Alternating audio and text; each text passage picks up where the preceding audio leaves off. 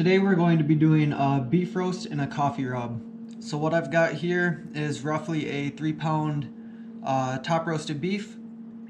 I put it in a salt and vinegar brine overnight, took it out this afternoon, rinsed it off and patted it dry. To that we're going to add a coffee rub. This is roughly 3 parts coffee to 1 part garlic powder, 1 part onion powder, and then some salt and pepper in there as well. If you're buying coffee, you want to use the finest grind you can find, so typically an espresso. If you are making it yourself, you just want to take that into account and grind it fine. So we're just going to get a very liberal coating of this on our meat. Get both sides,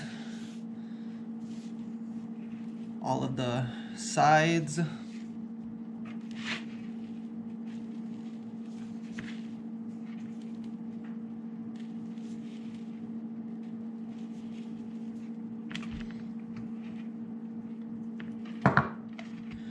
Then, if we have the ability, I've got a new oven-ready meat thermometer.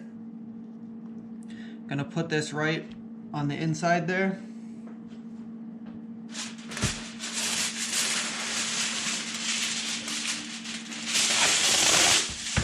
And then we want to cover with foil.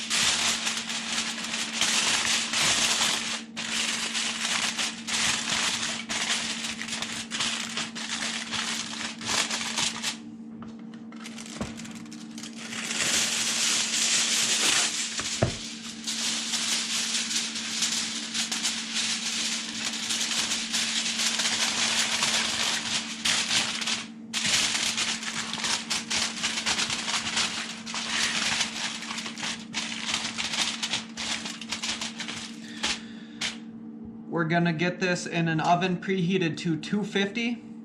The cook time is gonna be approximately 1 hour per pound. So like I said, this is about 3 pounds. We're gonna look at about 3 hours of cook time. We wanna get to an internal temperature of 170. And then at that point, we're gonna remove the foil and cook to an internal temperature of about 195. The next thing we're gonna get ready is one of our sides. We're doing coleslaw tonight, so I just have a pre-packaged bag of coleslaw mix. I'm going to take this and dump it into a container with a lid.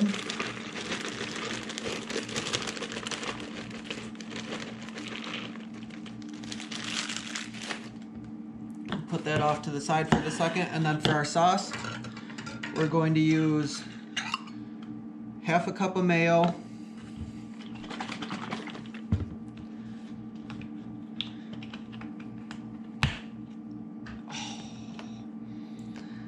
pulled the tab, but the thing didn't come out. There we go. Just use some force. Half a cup of buttermilk.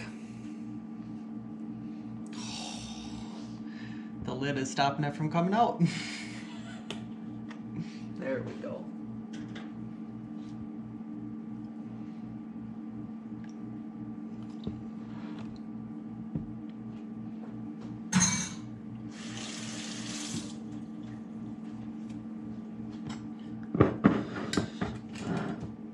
Two tablespoons of vinegar. I'm using apple cider in this instance, but white vinegar will work just fine as well.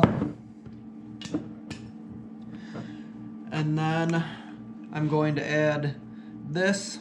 It is 1/4 cup sugar. That is reduced from the half a cup that was called for. I didn't feel it was necessary, so we're trying a little bit lower sugar option, but you can use the full amount if you would like. 2 teaspoons of salt and half a teaspoon of pepper.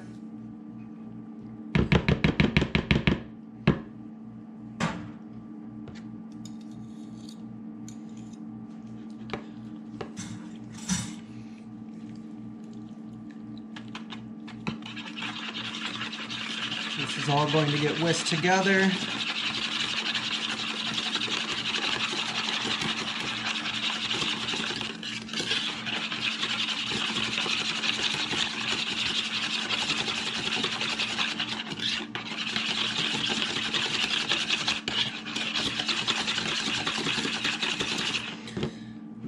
going to pour it on top of our coleslaw mix.